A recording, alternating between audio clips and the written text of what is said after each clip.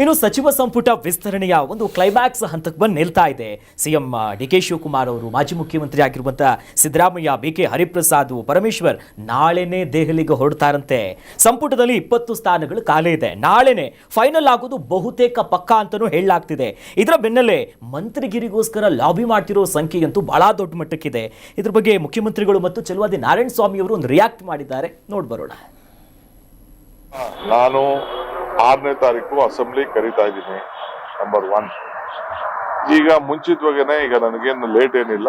ಅವ್ರು ನನಗೆ ಟೈಮ್ ಕೊಟ್ಟಾಗ ಒಂದಿನ ನನಗೆ ಬೇರೆ ಕೆಲಸ ಇದೆ, ಒಂದಿನ ಹೋಗಿ ಬರ್ತೀನಿ. ಅದಾದ್ಮೇಲೆ ಅವರು ಡೇಟ್ ಕೊಡ್ತಾರೆ, ನನಗೆ ಇನ್ನೊಂದು 3-4 ದಿನದಲ್ಲೇ ಡೇಟ್ ಕೊಡ್ತಾರೆ.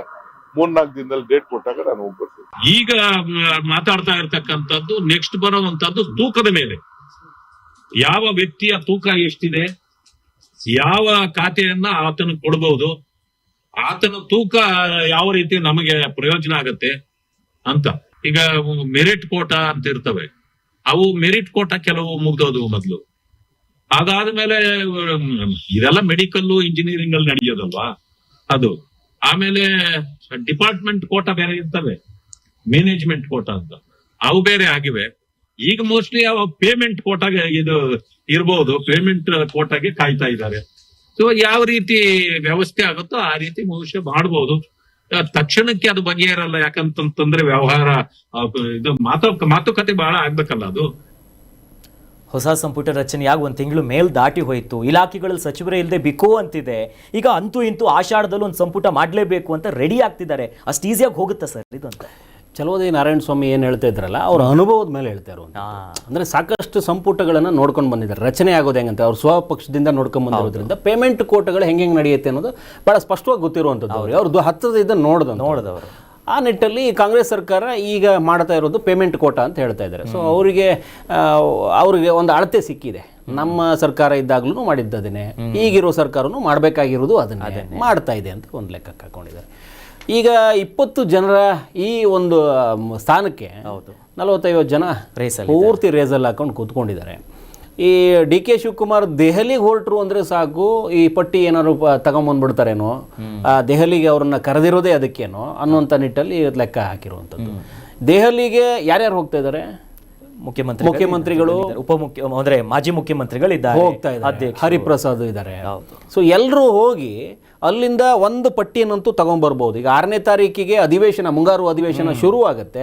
ಆ ಅಧಿವೇಶನದ ಒಳಗಡೆನೆ ಇದೆಲ್ಲ ಕೆಲಸ ಮುಗಿಸ್ಕೊಂಡ್ಬಿಡೋಣ. ಯಾಕಂದ್ರೆ ಈಗ ಮುಂಗಾರು ಅಧಿವೇಶನ ಶುರು ಮಾಡಿದಾಗ ಒಬ್ಬ ಕೃಷಿ ಇಲಾಖೆಗೆ ಸಚಿವನೇ ಇಲ್ಲದೆ ಇದ್ರೆ ಹೆಂಗಾಗತ್ತೆ ಇದು?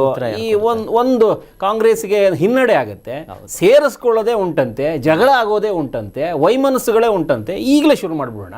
ಅದೇನಾಗುತ್ತೆ ಈಗಲೇ ಆಗೋಗ್ಬಿಡ್ಲಿ. ಯಾಕಂದ್ರೆ ಮೊದಲಿಗೆ ಎಷ್ಟೆಷ್ಟು ಆಗುತ್ತೋ ಎಲ್ಲ ಸವಾಲುಗಳು ಬಂದುಬಿಡ್ಲಿ. ಕೆಲಸ ಶುರು ಮಾಡಿದಾಗ ಒಂದೊಂದೇ ವಿಘ್ನಗಳು ಎದುರಾಗೋದಕ್ಕಿಂತ ಮೊದಲೇ ಎಲ್ಲ ಇದೆ.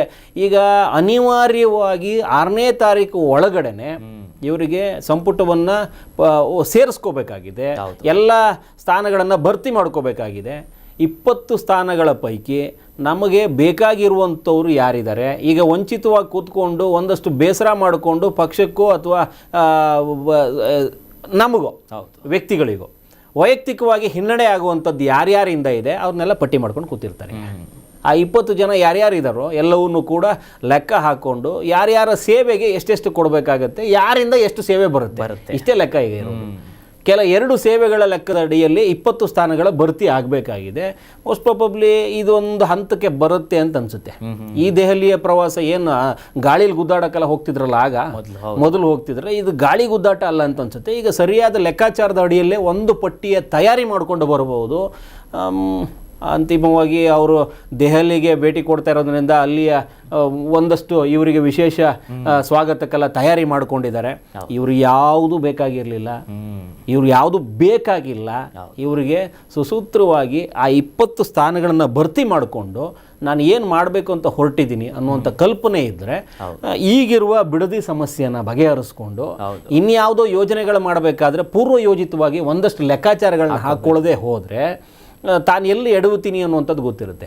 ಅದಕ್ಕೆಲ್ಲ ಸಾಕ್ಷಿ ಎಂಬತ್ತೆ ಈ 20 ಜನರ ಆಯ್ಕೆ ಏನಿದೆಯಲ್ಲ, ತನ್ನ ಆಪ್ತರಿಗೆ ವಿಶ್ವಾಸಕ್ಕೆ ತಗೊಂಡು ಸಿದ್ದರಾಮಯ್ಯವರ ಆಪ್ತರನ್ನು ಕೂಡ ಕಡೆಗಣಿಸದೆ ಹೈಕಮಾಂಡ್ ಪಟ್ಟಿ ಏನು ಬರುತ್ತೆ ಅದಕ್ಕೆ ತಾನೇನು ಉತ್ತರ ಕೊಟ್ಕೊಂಡು ಏನಾದರೂ ಸಣ್ಣ ಪುಟ್ಟ ಬದಲಾವಣೆ ಮಾಡೋದಕ್ಕೆ ಅಥವಾ ಸಣ್ಣ ಶಸ್ತ್ರಚಿಕಿತ್ಸೆ ಮಾಡೋದಕ್ಕೆ ಏನಾದರೂ ವ್ಯವಸ್ಥೆ ಇದ್ದರೆ, ಕೊನೆಯಲ್ಲಿ ಏನಾದರೂ ತನ್ನ ಸಲಹೆ ಕೊಡೋಂಗಿದ್ರೆ ಈ ಎಲ್ಲವನ್ನು ಆಧರಿಸಿ ಆ 20 ಜನರ ಆಯ್ಕೆ ಸದ್ಯದಲ್ಲೇ ಆಗೋ ಸಾಧ್ಯತೆ ಕಾಣಿಸ್ತಾ ಇದೆ. ಕರ್ನಾಟಕ ನ್ಯೂಸ್ ಬೀಟ್ ಫಾಲೋ ಮಾಡಿ, ಸಬ್ಸ್ಕ್ರೈಬ್ ಮಾಡಿ.